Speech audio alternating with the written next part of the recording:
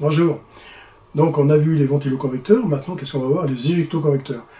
Donc c'est des échangeurs qui sont pour des climatisations de bâtiments et on va les étudier. Allez, on commence.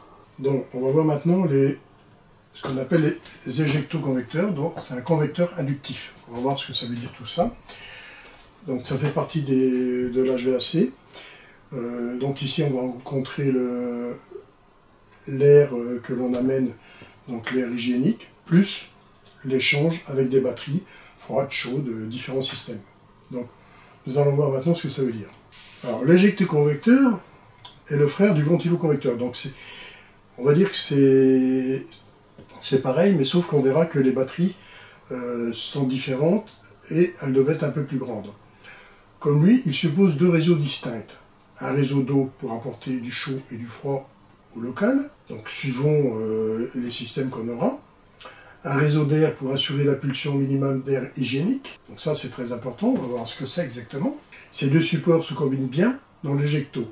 L'air neuf pulsé à haute vitesse va induire le passage d'air secondaire dans les batteries chaudes et glacées. On va voir comment on va faire notre fameuse induction. Alors c'est là qu'une différence apparaît. Le ventilo prévoit que l'air du local qui traverse les batteries soit pulsé par un ventilateur, alors que dans l'éjecto, c'est l'effet d'induction qui fera le moteur. Donc l'air neuf pulsé, circuit primaire, entraîne 2 à 5,5 fois son débit d'air ambiant à travers des batteries de chaud et de froid. Alors si ce système était à la mode en 1970 pour la climatisation des grands bureaux, il est maintenant à la mode, mais comme poutre froide, inséré dans les faux plafonds, au glacé à 15 degrés, minimum pour éviter la condensation. Donc ici, on a un éjectoconvecteur, on va le voir tantôt. Ici, on a l'air neuf qui arrive dans donc vous voyez la tuyauterie qui est ici, qui va être accordée aux différents éjectoconvecteurs. On verra après que, suivant comme c'est fait, qu'on ne peut pas éteindre un des éjectoconvecteurs, c'est tout qui marche ou rien. Ici, on aura les batteries d'échange. De fixer sur les tubes ici, il y aura ce qu'on appelle les éjectos. Donc c'est des petits tubes qui envoient l'air à haute pression, à haute vitesse, à travers ça, l'air neuf. Et l'air neuf, en faisant ça, va attirer l'air du local et rentrer dans la batterie pour se refroidir ou se réchauffer, pour ressortir par au-dessus. Bon, on va voir, il y a différents systèmes, mais on va voir un peu plus près. Alors, l'éjectoconvecteur, il utilise ce qu'on appelle l'effet Venturi. Donc ici, j'ai mis deux photos, un train, une voiture, et c'est là qu'on rencontre le phénomène de Venturi. Donc, quand vous avez un train qui passe à très grande vitesse, ou même qui passe très vite dans une gare, on vous dit de vous éloigner du quai. Pourquoi? Parce que le train, quand il va passer, il va vous happer, vous aspirer. Mais ça, c'est l'effet Venturi. Donc quand le train passe à toute vitesse, vous êtes aspiré. C'est ce que on va employer dans les ventilos, c'est ce que l'on va employer dans les éjectoconvecteurs. Et sur la route, c'est pareil. Vous roulez, vous avez une voiture qui passe à toute vitesse, et qui est volumineuse, même un camion, ben vous allez voir votre voiture, elle va bouger. Ça, c'est l'effet Venturi.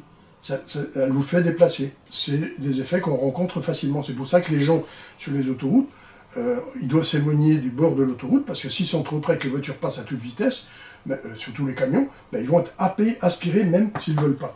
Alors là, le principe, l'air du circuit primaire arrive à grande vitesse, l'air du circuit primaire arrive à très grande vitesse ici, avec une forte pression aussi, se trouve canalisé pour sortir par les éjecteurs. Alors là, c'est symbolisé, hein. C'est pas comme ça, le principe c'est celui-là, mais ça va être fait un peu autrement. À la sortie des injecteurs, l'air provoque une induction, ce qui s'appelle l'effet Venturi. Et l'air du local est aspiré naturellement pour être traité en chaud ou en froid, et ressort mélangé avec l'air neuf primaire. Donc l'air neuf arrive à toute vitesse ici et à grande pression, va sortir à toute vitesse ici, et ce qui va faire aspirer l'air du local, donc ici c'est dessiné comme ça, mais on verra que c'est autrement, ça va être aspiré par ici, naturellement. Alors on peut rencontrer ça par exemple, ici vous avez une aciérie de bois, ben ici le ventilateur est ici, il va ventiler à toute vitesse ici, et pour éviter que l'écrase de bois aille dans le ventilateur, ben, l'air avec les copeaux de bois va être aspiré ici, ou la poussière de bois va être aspirée ici, comme ça, pour éviter d'encrasser notre ventilateur. Donc on emploiera le système Venturi. Donc circuit primaire, c'est l'huile secondaire. On a le circuit primaire qui est ici, c'est l'air neuf. Elle arrive dans les tuyauteries, donc ça c'est des poutres froides, on le verra encore après. Ici on a la batterie qui peut faire du froid ou du chaud, ou deux batteries, ça dépendra. Et ici, on voit les éjectos qui sont ici. C'est des petits tubes qui sont ici, qui sont tout le long de mon éjecto, et on en a encore ici. Ça va souffler ce côté-là, ça va souffler de ce côté-là. Et l'air induit va rentrer par ici, et se mélanger à l'air neuf et ressortir. On verra que l'air neuf, elle est traitée après, hein, aussi bien en humidité qu'en température. C'est ici qu'on va traiter l'air. Donc ici, on aura un groupe de traitement d'air qui va nous amener tout de l'air neuf, pour qu'on ait le minimum de 30 m3 par personne. L'air primaire est préparé en centrale, groupe de pulsion, tout air neuf normalement. C'est à ce moment-là que l'on peut agir globalement sur le taux d'humidité et de l'ambiance. Donc là, on va travailler l'humidité du local aussi. Pourquoi? Parce que quand on sera en été, déshumidifié, et par contre en hiver, on aura besoin d'humidifier. Donc le taux d'humidité va changer en fonction de la saison. Bon, ça, c'est une centrale qui est contrôlée complètement. Le débit d'air primaire est constant, puisqu'il correspond généralement au débit d'air neuf hygiénique calculé de base en fonction du nombre d'occupants prévu par le bâtiment. Donc, je me répète, 30 m3 par personne, local fumeur, lui c'est 50 m3. Maintenant, les locaux fumeurs sont séparés en général. On ne va pas mettre des éjectos dans ce genre de truc. La formule existe pour les locaux fumeurs et non fumeurs.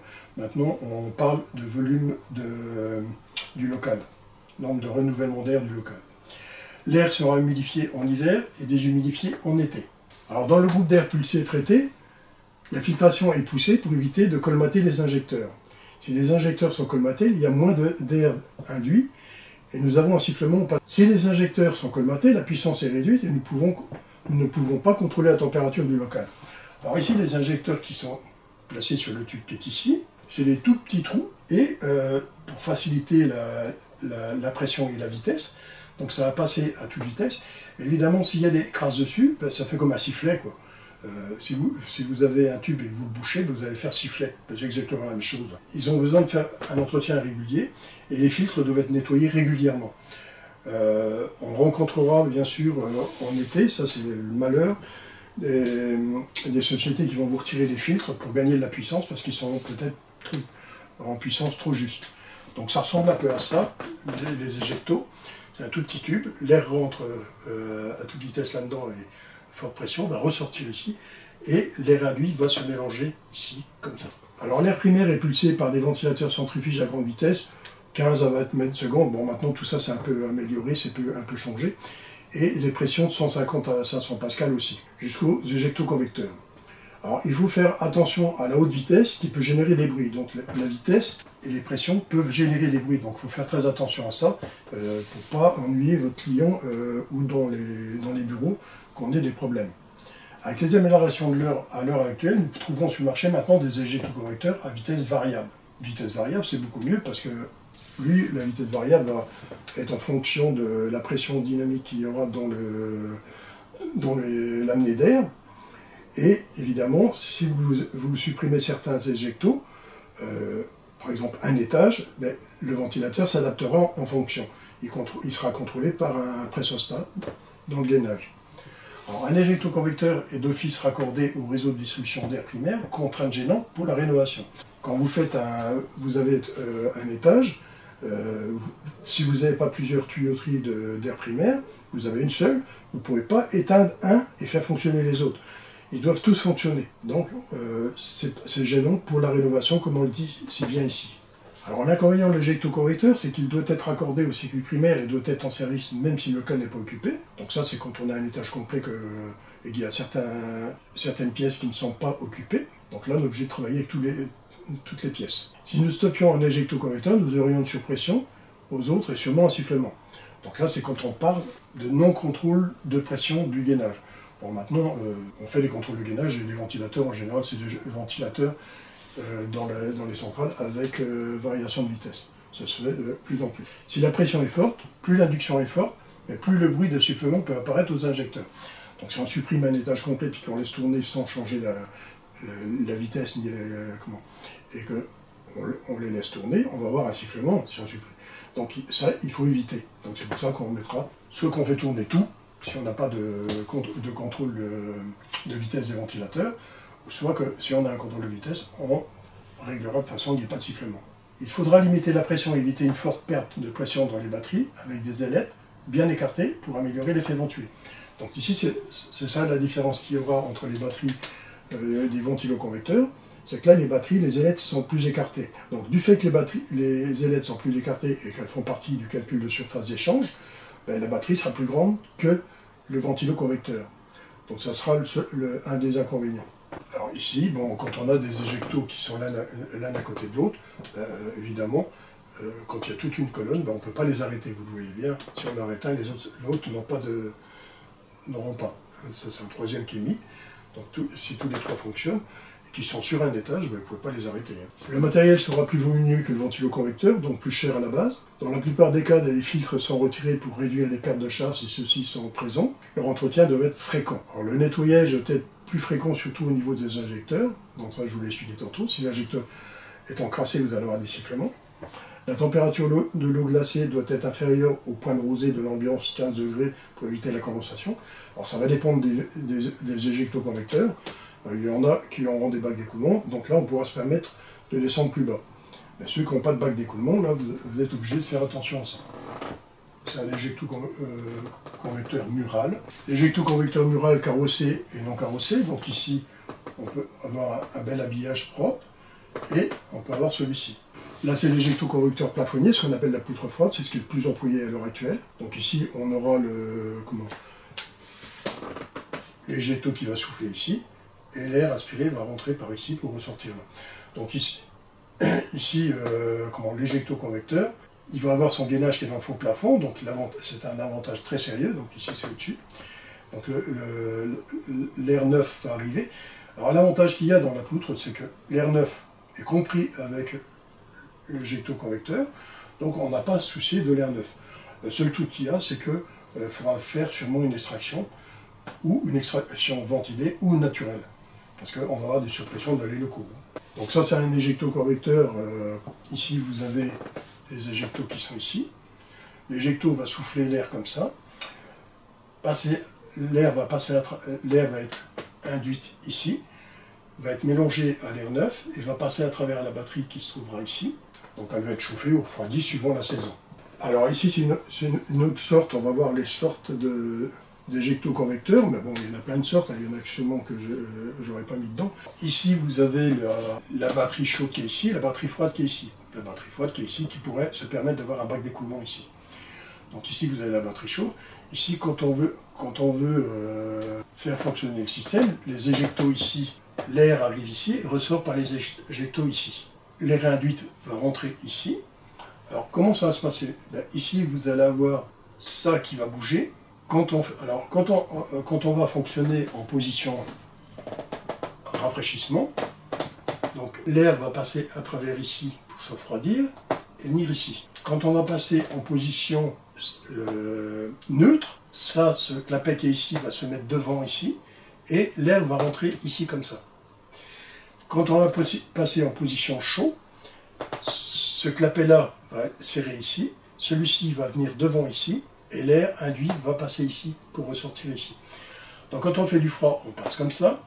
Quand on fait rien, ça se ferme ici, l'air passe ici. Et quand on fait du chaud, ça passe ici, ça c'est fermé, ça c'est ouvert. L'air ne passe plus ici, puisqu'il y a le clapet ici. Là, comment ça fonctionne? Là, une autre sorte, celui-ci sera motorisé aussi. Donc ici, on a la batterie qui est ici, réglage du débit d'air primaire. Donc le réglage du débit d'air primaire est ici. Donc ici, vous avez l'air primaire qui arrive ici. Elle va ressortir par les éjectos ici. Et ici, qu'est-ce qu'on a? On a un petit volet qui va régler le débit d'air. C'est ça qu'on appelle admission de l'air, réglage de l'air primaire. Bon, il y a un habillage extérieur. L'air qui va être induit va passer là, va passer à travers la batterie, va passer là. Quand on n'a pas besoin de faire de chaud ni de froid, là, ça va se fermer et l'air va passer comme ça et là. Donc, ça sera motorisé, donc ça va être un volet qui va fermer comme ça. Donc, c'est un piston qui va pousser et qui va fermer le système, comme ici en pointillé. L'air va passer comme ça au lieu de passer à travers la batterie. Là, le système, grâce au système Venturi qui est ici. Alors, les réseaux d'alimentation des échangeurs, un peu comme les ventiloconvecteurs, 2 tubes réversibles, 4 tubes, 2 tubes de fil et 3 tubes. Alors, on va voir le 3 tubes ici, c'est un internaute qui m'a interpellé pour Le ventiloconvecteur, il existe aussi 3 tubes. Les 3 tubes, je l'aime pas. Bon, c'est pas de ma faute, mais j'aime pas. C'est débile cette installation. Mais on va le citer ici pour que vous l'ayez. Alors, les éjectos de tubes réversibles, ils disposent que d'un seul échangeur alimenté alternativement en eau chaude hiver et en eau glacée en été. Donc comme les ventiloconvecteurs, on n'a que 2 tubes, donc ça, la souplesse de l'installation est nulle. Nous ne donnons aucun choix au client. En hiver et en été, le client ne peut chauffer une pièce et refroidir une autre en même temps. L'installation est moins coûteuse au départ, mais présente beaucoup d'inconvénients. Alors, circuit de tubes, là ici, on retrouve le même genre d'installation qu'on avait avec le ventiloconvecteur. Ici, sauf que là, c'est les ventiloconvecteurs. Maintenant, moi j'incorpore des éjectos. C'est le même genre de truc. On aura 2 tubes, donc soit que ça fera du chaud, soit que ça fera du froid, mais ça ne pourra pas faire du chaud ici, du froid là-bas. C'est tout le bâtiment qu'on fait du chaud ou du froid. Batterie alimentée en froid ou en chaud. C'est l'inconvénient du 2 tubes, et on va retrouver le même inconvénient que la demi-saison. Le matin, on va réchauffer, et l'après-midi, on va refroidir l'eau qu'on a réchauffée le matin. Le 4 tubes, bon, c'est le plus avantageux, plus cher que le 2 tubes, mais il est plus avantageux, et la rentabilité se fait. Il dépose de 2 échangeurs pouvant être connectés en permanence, soit au réseau d'eau chaude, soit à l'eau glacée. La batterie froide est plus grande que la batterie chaude, ceci est tout simplement dû à la différence de température entre l'eau froide et l'ambiance, qui est faible. La batterie chaude présente un delta T, par exemple ambiance 22 degrés, mais le delta T est 48 Kelvin, puisque 70 degrés plus ou moins de température, et la batterie froide, il n'y a que 15 Kelvin de delta T. Donc c'est exactement le même problème que l'on rencontre, enfin, le même calcul que l'on va rencontrer que le ventiloconvecteur. Ils sont similaires. Les éjectos 4 tubes sont les meilleurs dans le système, ils présentent des avantages très sérieux pour le client. Les avantages du système 4, il permet une grande souplesse à notre installation. Nous avons la batterie chaude et froide alimentée en hiver et en été. Le client peut chauffer un local et refroidir un autre. Ça, c'est le grand avantage du 4 tubes. Je place un éjecto et je place l'autre. Ici, je retrouve le 4 tubes comme j'avais. Donc, j'ai mon système de chaud, mon système de froid. Si par exemple j'ai des pièces qui sont au nord, ben, je vais chauffer. Et si j'ai des pièces au sud qui ont besoin de se refroidir, ben, je vais refroidir les pièces. Donc celle-ci peut être refroidie et celle-ci peut être chauffée. Donc c'est l'avantage du 4 tubes qu'on retrouve comme les ventiloconvecteurs. Les éjectos à 2 tubes de fil, pour réduire les coûts d'installation, on ne prévoit que le réseau d'alimentation en eau glacée. Pour assurer le chauffage en hiver, une résistance électrique d'appoint est prévue, ou à la rigueur une résistance compensant tout la pointe chaud qu'il faut. Donc ça sera une batterie de résistance beaucoup plus importante. Mais le prix du kilowattheure électrique étant plus élevé que le kilowattheure thermique, l'exploitation sera élevée. L'installation plus souple que le système de tubes réversibles, nous pouvons chauffer une pièce en demi-saison et refroidir une autre. Donc ça, on parle bien en demi-saison, c'est rentable quand c'est une petite batterie de chauffage et une résistance d'appoint. Par contre, si on a besoin de toute une série de résistances, ben on met un paquet de résistances. En général, dans ce genre d'installation, on va mettre une résistance d'appoint, un peu comme le ventiloconvecteur, et puis on mettra des radiateurs pour chauffer. Donc ici, on aura le circuit primaire qui va amener de l'air neuf ici, qui va pulser ici, et on va avoir la résistance, comme dans le ventiloconvecteur. La batterie froide, la résistance d'appoint ici. Alors les éjectos à 3 tubes, 2 tubes apportent séparément l'eau chaude et l'eau froide, le troisième, retour commun. C'est pour ça que j'ai dit c'est une débilité ce truc. Moi c'est un truc que j'emploierai jamais. Vous chauffez une batterie, vous refroidissez une autre à côté et vous remélangez dans un seul tube. Donc c'est un 3 tubes. C'est débile, mais c'est comme ça. Souple mais pas rentable, le client peut avoir du chaud dans un local, du froid dans un autre, c'est le seul avantage qu'il y a. Mais une restriction d'énergie, quelque chose de fameux. Les régulations système de tubes, de l'eau chaude et de l'eau froide préparée en centrale suivant la saison. On décidera globalement dans le bâtiment à quel moment nous passerons en chaud ou en froid. Bien sûr, nous allons créer des satisfaits et des non satisfaits. Donc dans la climatisation, c'est pas toujours facile à satisfaire tout le monde, ça on le sait. Donc une personne qui est dans une pièce, aujourd'hui la température lui convient, l'humidité convient, le lendemain c'est exactement la même chose, maintenant ça ne lui conviendra pas parce que son métabolisme réagit différemment. Ça c'est l'être humain qui est fait comme ça. Et en plus de ça, si vous avez des pièces où il y a des femmes et des hommes, alors là c'est la pagaille parce que les températures ne sont pas les mêmes pour les hommes et les femmes. Il y aura des zones qui auront besoin de chaud et d'autres de froid, mais le système ne peut le faire. Le seul point que nous pouvons contrôler, c'est la température de pulsion avec une vanne de régulation ou une variation de vitesse de ventilateur. Donc ici, on a un éjecto 2 tubes. Donc ce système, donc on a l'amener d'air neuf qui est ici, l'air primaire. Les éjectos ici qui soufflent l'air à grande vitesse, comme j'ai dit, à forte pression. L'air induit va rentrer ici et ressortir ici. Alors, soit qu'on fera du froid, soit qu'on fera du chaud. Donc ici, vous voyez, il y a un bac, on peut se permettre de descendre plus bas en température pour la batterie froide, quand on sera en position froide. Sonde de lecture, donc ici, la sonde qui est là va nous ouvrir la vanne en fonction du besoin. Et on passera en été en froid et en hiver en chaud. Là, ici, il n'y a pas de souplesse dans l'installation, c'est soit l'un soit l'autre.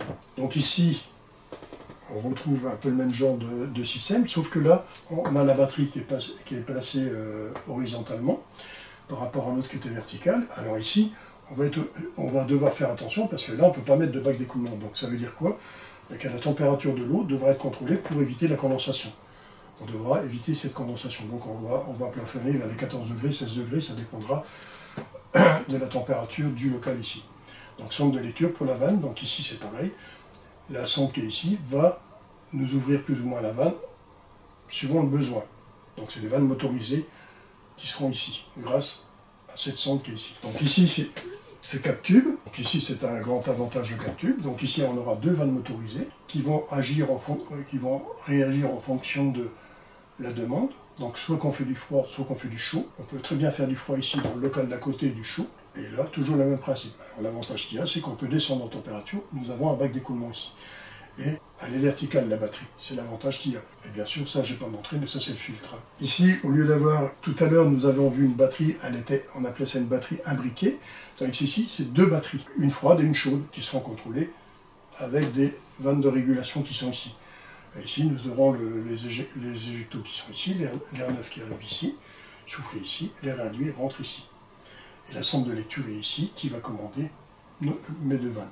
Donc dans le cas de tube ici, on va avoir une batterie, ça sera la batterie froide qui sera ici, donc on la voit, elle est plus grande que la batterie chaude. Et en plus de ça, elle est verticale, donc on pourra se permettre de mettre un bac d'écoulement ici. Donc l'air neuf arrive ici, les éjectos sont ici, on injecte ici, l'air repris passe ici, donc l'air va rentrer ici, soit qu'elle va être refroidie, soit qu'elle va être chauffée. Ça va dépendre de la saison. Ici encore une autre sorte. Donc ici on a 2 batteries, la batterie froide, donc là on peut mettre un bac d'écoulement, comme j'ai déjà cité. Ici la batterie chaude, l'air, là elle est plus logique que l'autre qu'on a vu avant, parce que l'air va passer là et passer là. Donc si la batterie froide fait du froid, on passe dans le froid, on ressort ici. Si la batterie chaude, on passe ici sans refroidir, mais on va chauffer ici. Que l'autre, le système est assez baroque. Là c'est les batteries séparées, donc le froid, le chaud. Un autre système encore, donc ici on a l'air repris ici, donc là on a à pleine puissance, donc ici on va amener de l'air neuf ici, via le circuit primaire qui est ici, l'air neuf va être injecté ici, l'air induit va rentrer ici, va être refroidi ou chauffé, puisque c'est un 2 tubes ça, et va passer par là. Alors ici on a une puissance totale, quand on a une puissance partielle, le clapet qui est là, vous voyez le clapet il a bougé ici. On va amener un peu d'air du local sans la traiter, et on va traiter une partie ici. Donc ça va jouer en fonction de la température du local. Donc on va moduler la température. Donc ici on va rentrer une partie d'air non traité, une partie d'air traité, et le volet va bouger sensiblement. Ici par contre, on va avoir seulement de l'air neuf. Donc ici on ferme ici et on ferme ici. Donc l'air ne peut pas rentrer ici, elle va bypasser et être mélangée avec l'air neuf. Ça sera en position stand-by. Alors ici, on a 2 batteries. Donc ici, on a froid maximum. Donc l'air neuf arrive ici, l'air refroidi vient ici, va ressortir ici refroidi. Maintenant, on est en position froid partiel. Donc ici, qu'est-ce qu'on a? Le levier est légèrement levé. Celui qui était ici, qui était fermé, il est légèrement levé. Une partie de l'air est bypassée ici. L'autre air est aspiré ici et remélangé ici. Ce qui fait qu'on va moduler le refroidissement. On a un échange moins important ici que ici. Là, on a un froid maximum partiel. Zone neutre, on se trouve ici. On est fermé. Donc ça, ici, ça s'est fermé complètement. Et l'air passe complètement ici. Maintenant, on va voir le chauffage. Chaud partiel. Donc ici, on a une partie de l'air qui rentre ici, qui n'est pas chauffée, et une partie de l'air qui est réchauffé ici. Et la batterie froide est isolée. Par contre, quand on fait du chaud maximum, ici on ferme ici, donc le clapet ici se ferme, l'air qui est ici ne passe plus ici, tout l'air va passer par ici, va être réchauffé. Donc ça c'est chaud maximum. Batterie chaude, batterie froide. Encore un autre système, éjecto-convecteur de tube. Donc ici, là, on va faire que du chaud, et le froid viendra de la centrale d'amener d'air primaire. Donc ici, qu'est-ce qu'on a? Batterie chauffage à fond. Donc ici, on est à fond, ça tout est fermé. L'air va passer ici, et va ressortir réchauffé complètement. Ici, c'est le chauffage partiel, donc le clapet qui est ici fermé va bouger un peu. Une partie de l'air va se réchauffer, et l'autre va être bipassé. Modulation de chauffage. Là, ici, on ne fera rien du tout, on ne fera pas de chaud, on ne fera pas de froid. On va amener l'air directement ici, et mélanger avec l'air neuf. Par contre, ici, qu'est-ce qu'on va faire? Donc ici, il n'y a que ces éjectos là qui fonctionnent. Maintenant, cette batterie d'éjectos ici, ceux qui sont devant vont se mettre à fonctionner. Ici, refroidissement partiel, donc on va souffler légèrement. Via notre amenée d'air neuf, qui vient de la centrale. Là, la centrale aura une batterie froide qui va nous amener de l'air froid. De l'air froid tout doucement ici. Si on a besoin plus de froid, à ce moment-là, refroidissement à fond, la ventilation va augmenter très fort ici. Là, ça ne changera pas, mais ici, ça va changer. Et on va refroidir. Et ici, on amènera un peu d'air ici. Donc on va, pour ainsi dire, vous voyez, l'air du local, on ne va pas l'induire à fond. Ici, on va induire à fond, mais ici, on va induire très peu. On va amener plus d'air neuf. Encore un autre système 4 tubes. Donc ici, on a deux batteries, batterie froide, batterie chaude. Ici, refroidissement à fond. Donc ici, le clapet ici est fermé. Donc là, l'air induit passe ici, grâce aux éjectos qui sont ici avec l'air neuf ici. Là, un refroidissement partiel. Donc ici, le clapet qui est ici, vous voyez, le clapet s'est fermé légèrement. Une partie de l'air passe ici. Et l'autre air vient ici. Et tout est mélangé ici pour ressortir ici. Avec l'air neuf, une partie bipassée, une partie refroidie. Ici, on est en stand-by, position neutre. Donc tout l'air va passer ici, on ne passe plus sur la batterie puisqu'elle est complètement isolée. Vous voyez, le clapet ici c'est fermé complètement. Ici, on passe directement ici, on fait ça. Maintenant, chauffage partiel. Donc le clapet de glace est légèrement ouvert. Donc une partie de l'air passe ici, une partie de l'air passe ici. Tout est mélangé ici et ressort ici, réchauffé légèrement. Maintenant, chauffage à fond. Là, on n'amène plus l'air au-dessus. On va fermer ici. On va amener tout l'air via la batterie chaude.